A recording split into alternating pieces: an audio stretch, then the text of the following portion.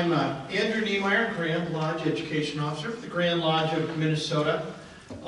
3 weeks ago, I was starting to prepare these remarks, getting ready to bring you greetings from our newly installed Grand Master, Stephen Johnson. That all changed a week later when Steve sadly passed suddenly and unexpectedly. So I bring you greetings from Ethan Seberg, Grand Master of Masons in Minnesota.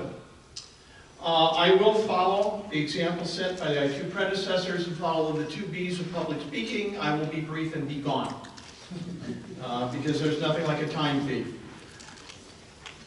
Last year was my first year. I'm now entering my 13th month in this August office, and I am very honored to see in the front row my immediate predecessor, Mark Robbins, to whom I owe everything in this office.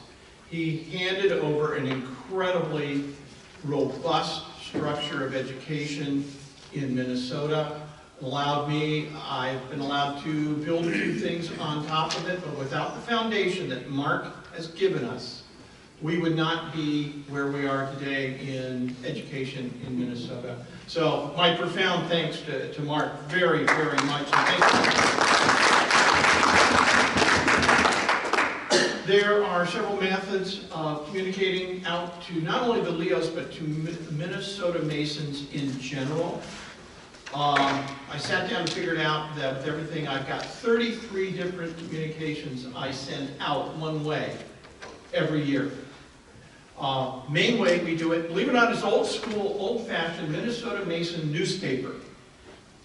And we have found that gets read, physical, analog materials often get read more than digital. I'll read it later, swipe, move on, forget about it, because you guys got snowed under with a bunch of emails.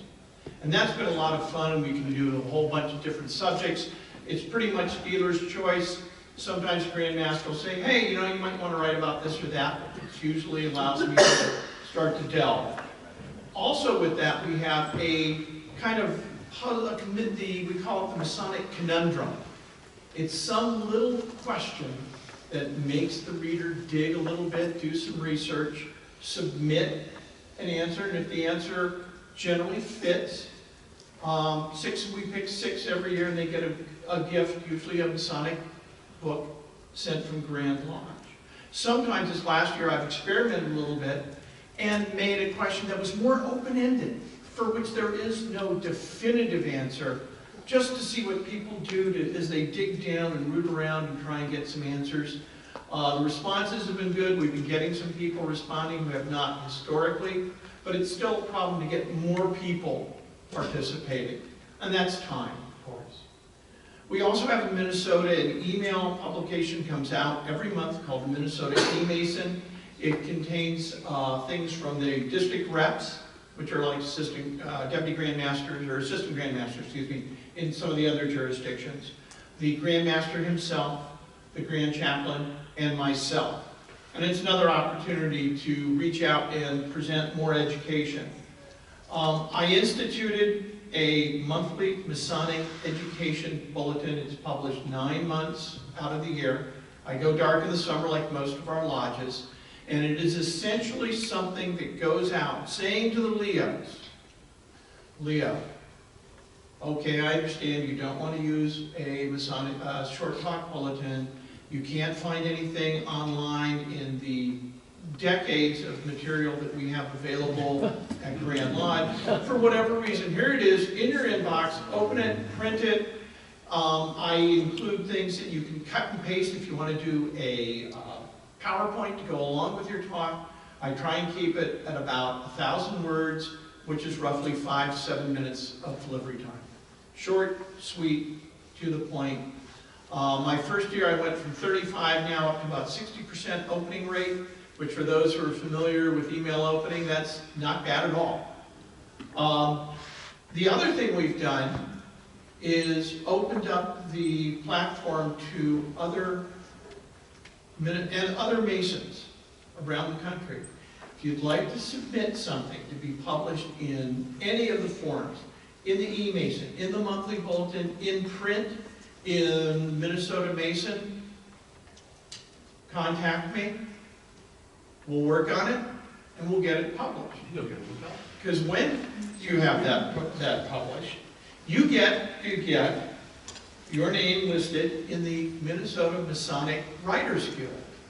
And I am very pleased today to present his Minnesota Masonic Writers Guild pin to Ed Brunn, who is my first contributor from outside of Minnesota. Ed, here you go. Wear it in good health, brother. It's very nice. And you too can have all of these. And I do openly solicit every one of you here. If you have something that you would like to see public, something that you want to share, I'm happy to share it. I am more than happy to share it. I got plenty of opportunities to talk about what I want to talk about. Let's share what you want to talk about, some of the things you've experienced. Your talk earlier this morning on esoteric lodge geometry, that's fantastic. That's stuff people like. So please feel free to reach out to me. I think Ed will help me publishing the emails. I have a question here today for you. How many of you would like to get the monthly Masonic Education Bulletin from September through May every year? Great. Ed has the emails, and I'll make sure you guys get added to the list. It comes out generally the first of the month, somewhere in that morning, if all goes well. Use it, discard it, but at least you know, we won't kill a lot of electrons putting it out, and hopefully you'll find something of use to disseminate to your own organizations. The other thing we've done is revitalize the Masonic Speakers Bureau. Minnesota is physically a large state. It's real hard for me living up in the northwest corner to get down to the southwest corner and back. And that's not going to happen in one day. There comes a point where you stop driving in January, usually about 4 o'clock, unless there's a blizzard, and then you're not going anywhere. We've so far had 4 brothers step up. Have PowerPoint will travel, and we'll see where that goes. This is a kind of a newly evolving program. We have a couple of other things that are sort of not affiliated directly for the Grand Leo, but I help people with. One is the Masonic Light Award, and the other is the Wayfaring Man Award. Both are educational programs that Masons can get involved with, complete tasks, get achievements, get a little bell pin, get a nice frame, and we get people involved. I think Minnesota Light right now, 154 brothers are involved with that. Wayfaring Man has 169 enrolled. We've run into a speed bump with our Masonic Book Club, which has gone on for many, many, many years. The simple fact is Masonic publishing is contracting. And the costs now for the Grand Lodge to serve as a conduit for a book to go out to a select number of brothers. We buy X number of books, they're on the list, they get it, they don't need to pay for it or return it, has declined to the point in the costs to distribute that we're revisiting now how we will do this. And it might come down to here's a book that's out, here's a review on it, here's Barnes & Noble link, here's a link to Amazon, and let people do it that way, because we've had books build up in the corners that just aren't selling. So we're looking at that right now, and there's nothing firmed up. Mark started a social media program. We are on Facebook, MN Masonic Education Officer. It percolates along. We have stuff going on. It has not been arguments and discussions every day, but we get posts. Mark still contributes, thank heavens. I put up a copy of the education bulletin, but it's there. Social media can be a two-edged sword, and so we're very careful about how deeply we get into that.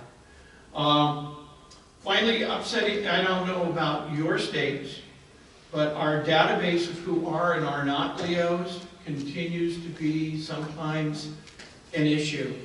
I split my time between central Minnesota and northeast Minnesota. I had a brilliant idea, since I have some free time. I'm going to reach out to the 4 closest lodges in central Minnesota where I am. Let's have lunch. Nothing like a bunch of Leos having lunch. You can make that a 3-hour event, and food thrown in. Of the 4, 2 were no longer Leos. 1 was a snowbird.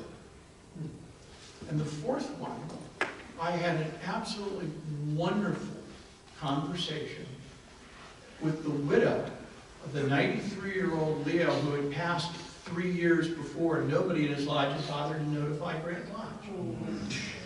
And she actually appreciated that a Mason was reaching out, and I wound up having a lovely conversation for her. But this is the problem that we face in Minnesota, is, hey guys, you changed officers.